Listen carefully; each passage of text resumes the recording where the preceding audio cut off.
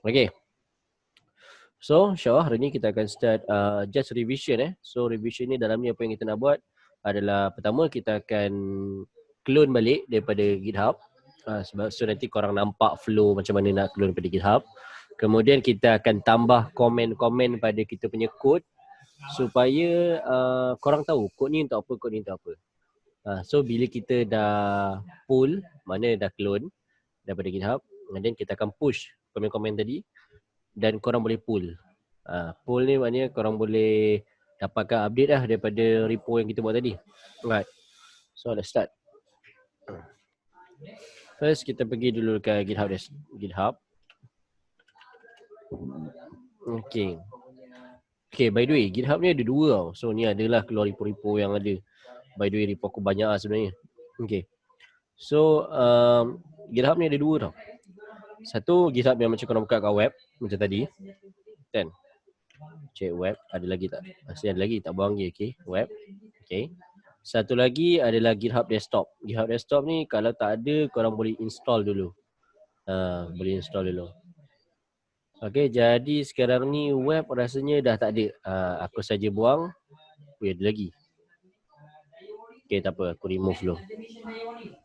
So, bila remove, korang nampak ada procedure lah. Okay.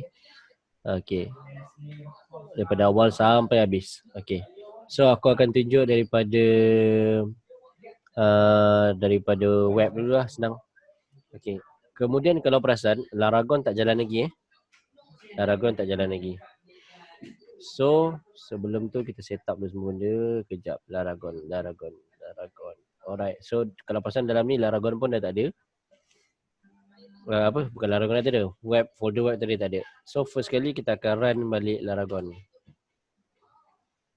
Okay. Run Laragon, make sure Apache dengan MySQL run. Tak ada isu. Lepas tu kalau dia dah okay macam gini, kita boleh just pangkah je lah. Tak ada masalah pun. Alright. So, you all boleh copy link ni. Sebelum ni kita dah bagi link ni. Kalau tak ada pun cari je lagi GitHub, Rashid Dialwi. Dalam tu ada banyak repo. Ambil lah repo yang web ni. Kita katakan clone ataupun download. Okay. Biasakan clone daripada download. Apa beza dia? Jadi kalau macam clone ni kita nampak lah dia punya flow of data dia pergi dari mana ke mana. Kemudian yang ini sebab saya ada GitHub Desktop, so dia akan buka kat GitHub Desktop. Kita kena letak dalam folder Laragon. Okay, select folder. Kemudian make sure ni betul Laragon www web. Korang punya mungkin C. Saya punya saya letak dalam D. Alright, lepas tu kita clone. Alright. So dia akan take time sekejap untuk cloning. Okay, bila kita dah siap cloning, okay, antara benda yang kita kena check adalah folder tadi tu. Ada tak folder web? So kalau kita nampak kat sini dah start ada folder web dan dalam ni dah ada semua file-file yang berkenaan. Okay. Okay. So file-file ini welcome kepada yang baru masuk. So clone je, kita baru start kat clone. Okay. So bila kita dah clone, everything dah ada dalam folder tadi, bolehlah kita buka open in Visual Studio Code. Sekejap, nak tarik. Okay. First, sebelum kita edit apa-apa file, cuba type web.test. Akan ada error tau. Tak adalah error, dia keluar macam gini lah. Nak kata bahawa page tu sebenarnya tak keluar lagi. Kenapa tak keluar? Sebab setiap kali kita buat folder baru ataupun tambah projek baru, kita kena tekan reload. Barulah file tu degenerate. Oh, dia hang. Sekejap.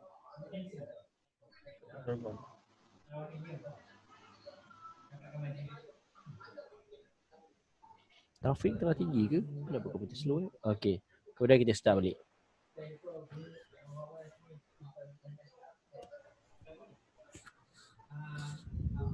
Okay, bila start balik, kita akan check.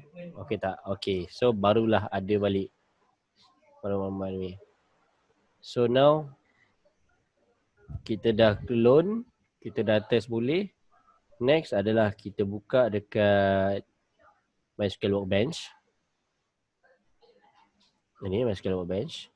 Sebab hari tu DB saya tak delete. So DB ada lagi lah dalam ni. Tengok DB table student.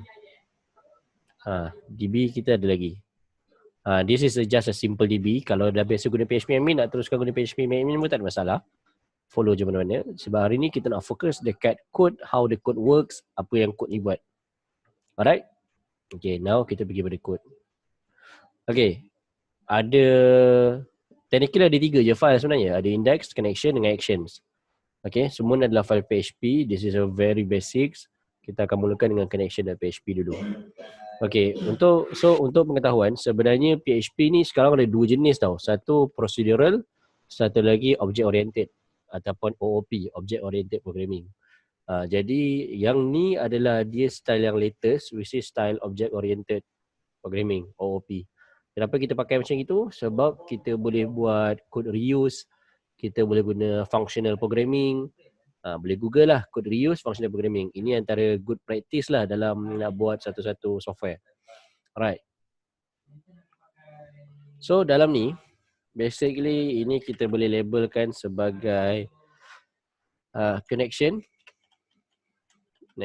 information. Okay, apa itu connection information? Basically ini korang tahu lah, localhost ni nama host. Okay, yang ini biasanya kalau database dengan server berada dalam satu, database dan project. Saya nak terangkan Okay, kalau database dan application berada dalam server yang sama, maka kita boleh guna localhost.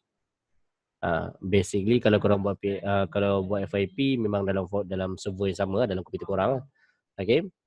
Tapi kalau dia dalam server yang berbeza, waktu tu kita nak kena letak IP server lain. Sebab kalau ikut structure sistem yang besar, database server dengan application server tempat lain. Sebab database server memang khas untuk database saja. Kalau application server memang khas untuk serve application saja. So root, password, ni user ni sebenarnya adalah nama username, adalah password dan DB adalah DB. Nama DB. Okay, perlu diingatkan, kalau boleh elakkan guna capital letter dalam database. Daripada pengalaman saya share, dulu pernah pakai, kita letak capital letter dalam nama table kan, nama user, nama attributes. Tapi banyak isu dia. Ada kadang-kadang tu kita tak tahu kenapa, tapi kita punya IDE tak detect ataupun kita punya database tak dapat nak kenal pasti apa benda-benda tu. So susah. So kalau elok, yang syarat dia adalah tak boleh start dengan nombor, elakkan. Ke tak boleh? Elakkan start dengan nombor, elakkan start dengan capital letter, elakkan guna capital letter dan jangan, tak boleh ada space. Kalau you nak guna space, letaklah underscore. Okay. So this is line nombor 8 ni, create a new database connection. Create a new database connection. Yang ini adalah kita nak beritahu dia, okay, connection new MySQLi. New MySQLi merujuk kepada create SQL punya connection, create connection dengan DB menggunakan informasi-informasi di atas yang ni. Nampak tak? Kita just guna balik variable tu. Ada lagi satu cara, sebenarnya boleh je kalau nak terus letak macam ni. Okay. Boleh je nak buat macam ni. Tapi kenapa tak buat macam tu? Kadang-kadang nampak bersepah tau. Sebab ini yang simple, nampaklah user tu root dan password tu pendek macam itu. Ada setengah-setengah case passwordnya banyak. Ada setengah-setengah case passwordnya tu dia dah encrypt. Something like that lah. Okay. So yang bawah ni pula, apa yang berlaku adalah dia just check connection tu. Maknanya sebelum kita guna dalam mana-mana web kita, dia check dulu kita punya connection. Kalau connection ni sebenarnya merujuk kepada new MySQLi ni. Kalau new MySQLi ada return error, automatically dia akan echokan ni. Okay. Kalau tak berlaku atau mana kalau tak ada benda ni, dia tak run lah apa dalam ni. Mana dia terus habis. Alright. So, untuk file connection.php, itu saja. Tak ada banyak beza pun. Kemudian kita akan pergi ke index.php. So, this is where everything happen. This is where kita nak tentukan ada form, ada elemen, ada apa semua tu. Okay. Jadi, kita mulai daripada atas. Disebabkan kita pakai PHP, dan ini adalah orang panggil dia plain PHP, naked PHP, PHP sahaja, mana kita tak ada guna apa-apa framework. Jadi apa yang berlaku adalah di setiap permulaan file, di setiap permulaan file kita perlu start PHP ni. Okay, tengok total line 1 sampai line 3. Okay, dan yang mana kat situ kita kena letak require once connection.php.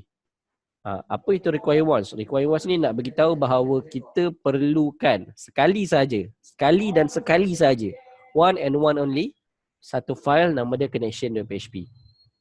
So sebenarnya kat sini kita panggil balik file connection.php tadi. Okay, calling connection.php file.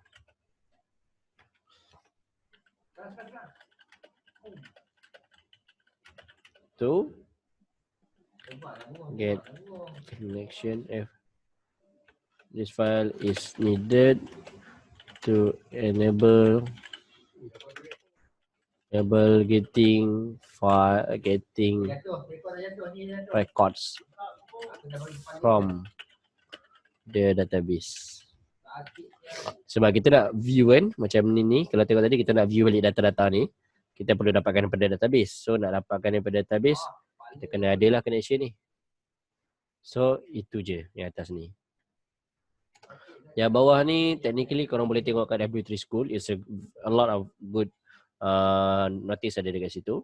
So you boleh tengok ni title, meta. Kalau pakai Bootstrap 4, inilah dia satu file yang orang kata ini line paling penting lah, supaya dia responsif.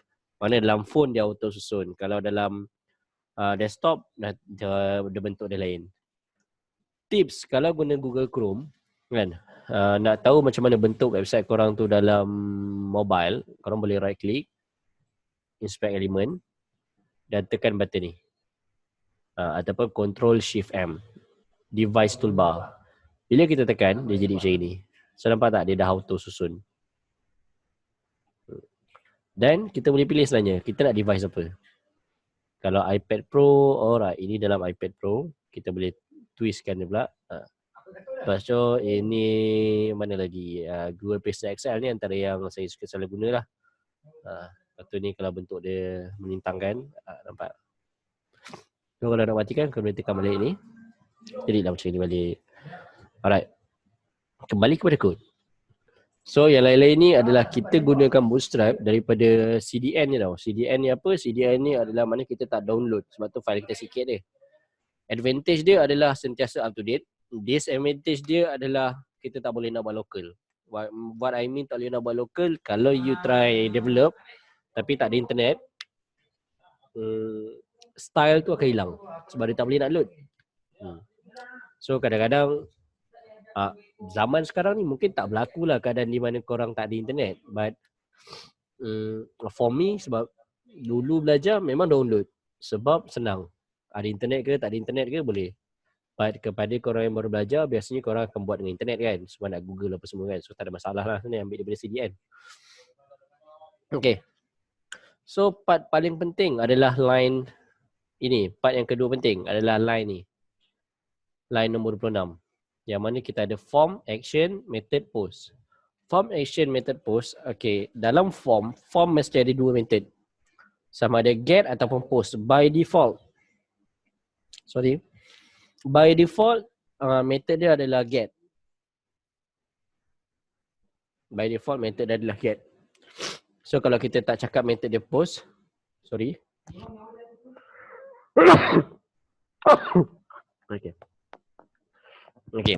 So kalau kita cakap method dia adalah post, dia akan hantar kita punya data tu sebagai get tau. Apa beza get dengan post? Yang tu kita tolong kalau korang boleh Google. Tapi saya akan terangkan sikit sini. Okay, method dengan post ni beza dia adalah visible ke tak visible. Contoh kalau macam post ni dia tak visible tau. Perasan tak kalau korang Google pun, cuba tengok bahagian URL bahagian atas tu, nanti ada tanda soal.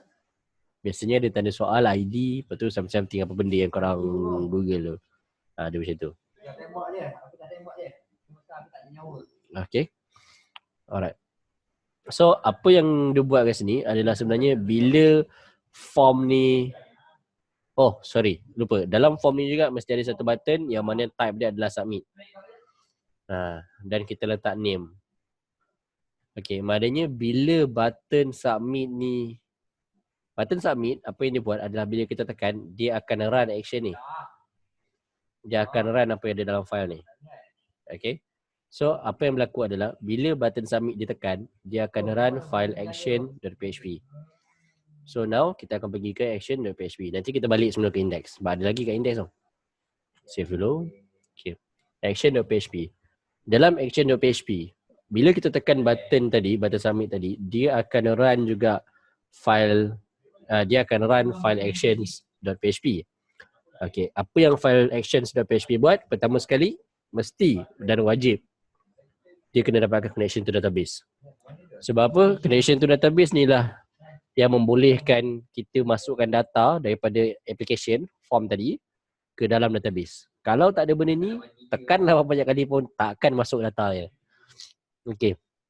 So, sini kita lihat connection. Connection to database. Kemudian, okay, yang ni kita nak set if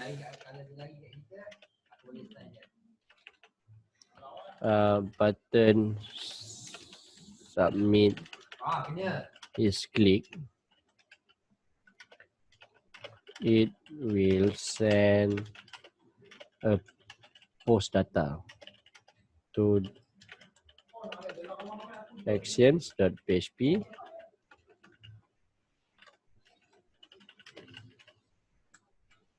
Okay.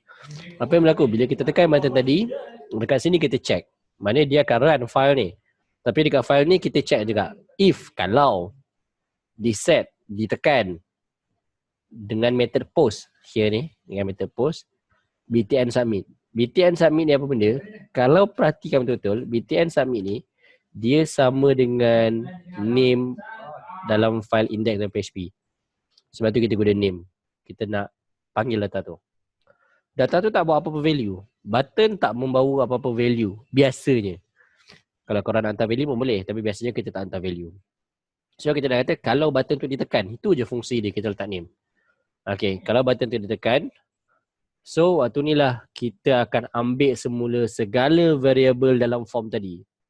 Apa itu variable dalam form tadi? Yang mana korang dah letak input ataupun option ataupun select ni dengan name. Nampak? Ada input, ada name. Ada input, ada name. Ada input, tak ada. Dia ada select, ada name. Select dengan radio lain sikit date pun pakai input. So lebih kurang sama lah, tak banyak apa beza dia. Tapi yang penting name ni. Sebab apa? Name ni lah yang kita akan letak dalam ni. Nampak tak? Age. Name, age, course, year. Inilah yang penting. So apa yang berlaku kat sini, create new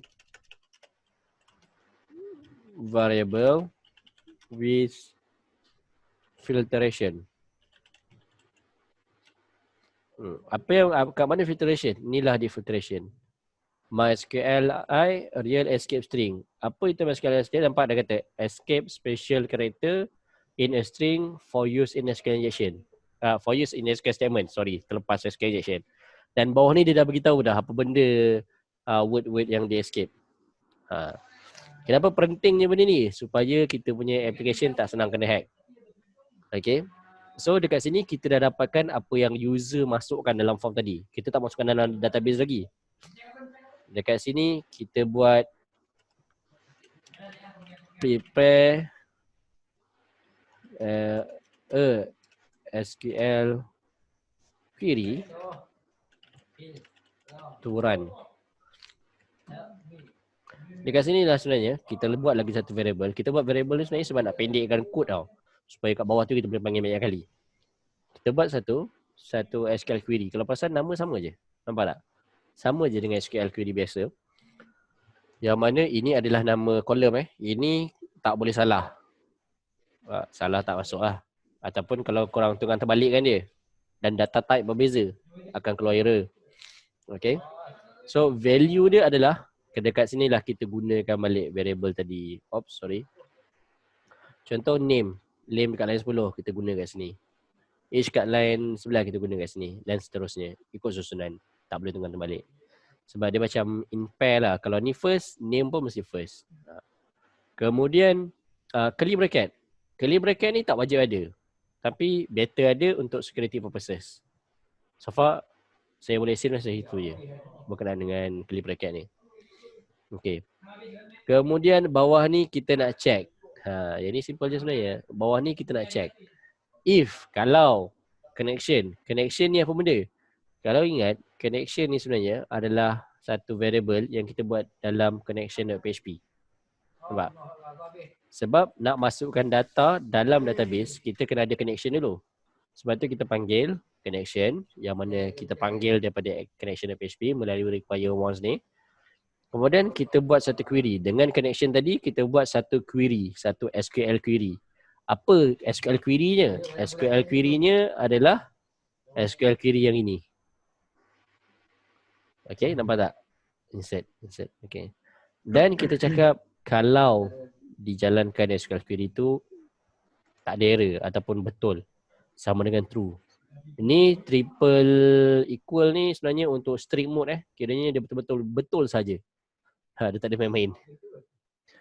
Orang kata yang ni lagi laju, but significantly tak rasa sangat pun sebenarnya.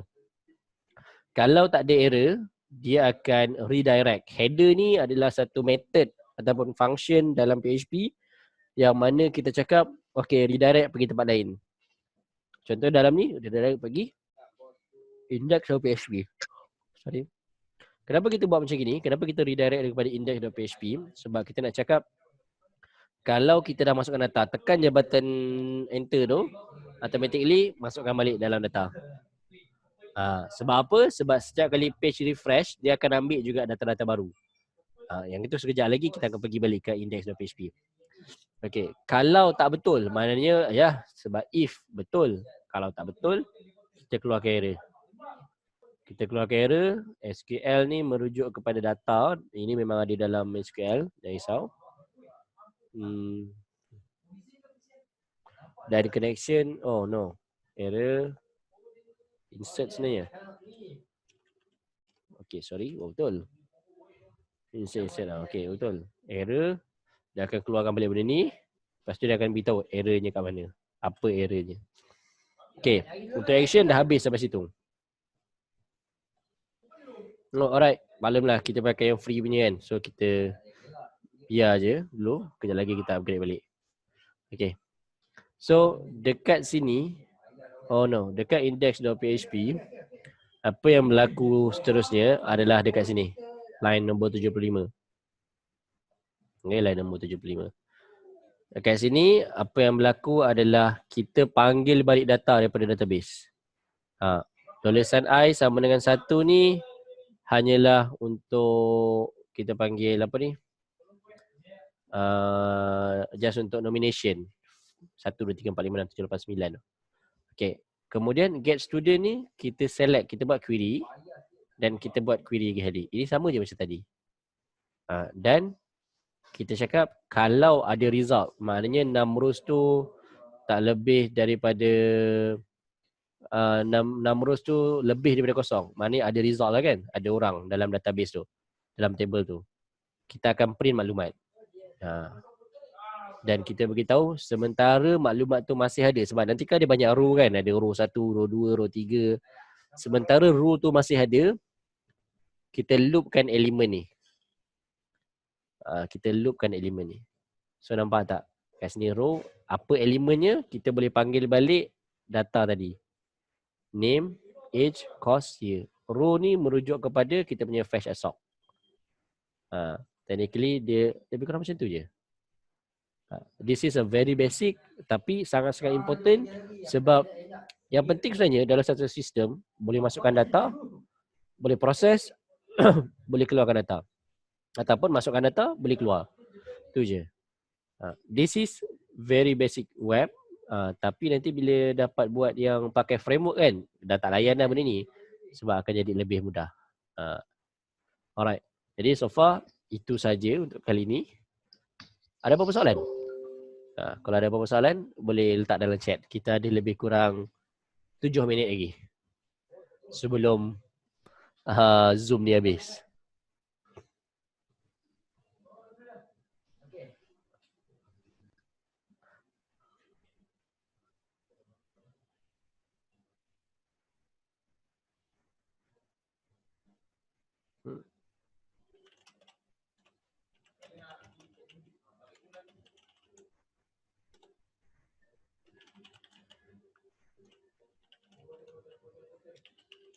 Alright, framework tu apa?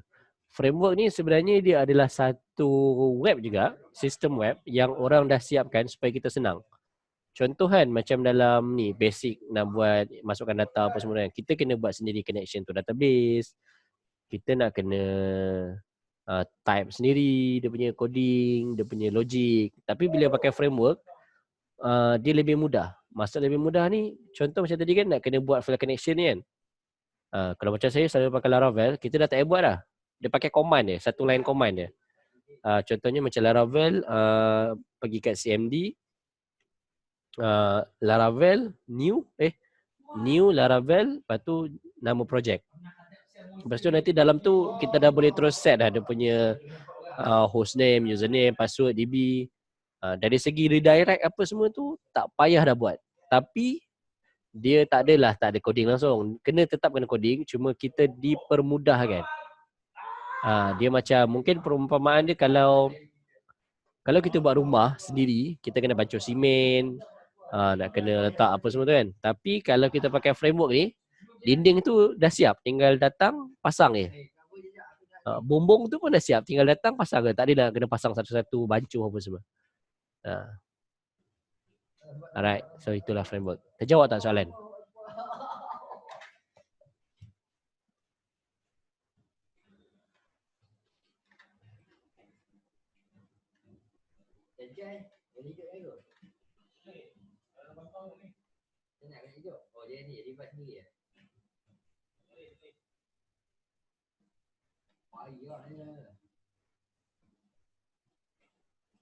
So ada apa-apa soalan lain?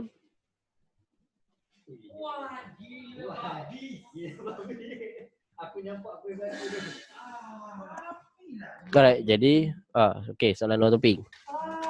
Kalau nak buat mobile apps atau website, mana lagi mudah? Okay, soalan ni sebenarnya abstrak. Kenapa abstrak? Sebab terpulang. Kalau korang dah buat web, korang belajar benda baru sebab you are beginner kan, depends pada you punya background. Kalau you orang punya buat mobile, korang belajar benda baru juga. But mungkinlah dari segi general view-nya, orang akan cakap web ni lagi mudah. Sebab web dia punya structure tak pening-pening. Dia tak ada pelik-pelik. Tak ada pelik-pelik. Dia straightforward lah. Ada design, ada front end, ada back end. Settle. Tapi kalau macam mobile apps ni, dia ada macam-macam. Dia ada state, mana keadaan. Sebab contoh macam dalam satu-satu apps kan, kita kena beritahu apps ni dekat screen, apps ni on background, apps ni dah dimatikan. Sebab pasal nak dekat Android ataupun iOS, kita buat senang je kan. Kita buat senang je nak apa, saya tak nak matikan, just nak buka apps lain, multitasking. So jawapan panjang dia yang tadi tu, saya maybe lo, jawapan mudah dia, website lagi senang.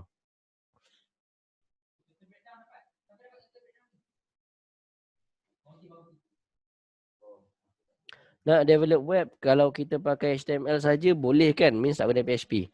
Boleh, tapi tak ada data. Boleh buat pakai HTML saja, tapi tak ada data. Maknanya dia statik lah. Orang pakai PHP ni sebab kita nak simpan database ataupun kita nak buat processing. Contohnya user masukkan 1+1. Kita nak jadikan dia nak kira benda tu. Nak kira 1+1 tu jadi 2. Kita perlukan PHP. Kalau setakat nak tunjukkan data, contoh biasanya saya selalu buat kelas untuk student. Kita buat satu website portfolio yang itu tak payah pakai PHP pun, tak payah pakai database, dan HTML je. Alright, cantik. Ada apa-apa soalan lain?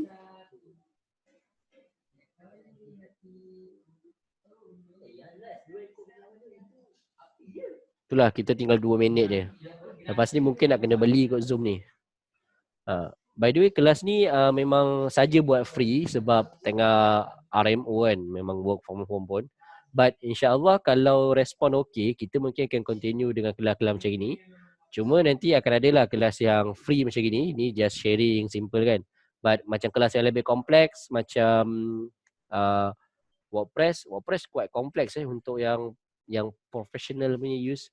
Okay, macam kelas Laravel lah, mungkin kita akan buat sedikit berbayar lah untuk tanggung kos.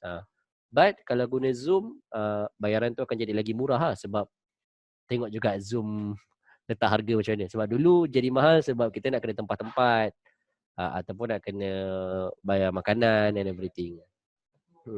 So insyaAllah kalau tak ada apa-apa soalan, itu saja untuk malam ni. Kalau ada apa-apa nanti korang boleh tanya je dalam grup. Semua orang ada dalam grup Skyrim Academy. InsyaAllah Skyrim Academy akan bergerak. Kita akan mulakan kelas dengan kelas web. Kemudian kita tengok permintaan. Kalau ikut flow, kita just nak buat kelas web. Lepas tu buat kelas mobile. Lepas tu kelas desktop application. So you all dapat target semua. Sebab so far aku nak sampai macam tu, makan masa dalam 8 tahun. 8 tahun juga lah. Alright, jadi itu saja. Assalamualaikum. Terima kasih.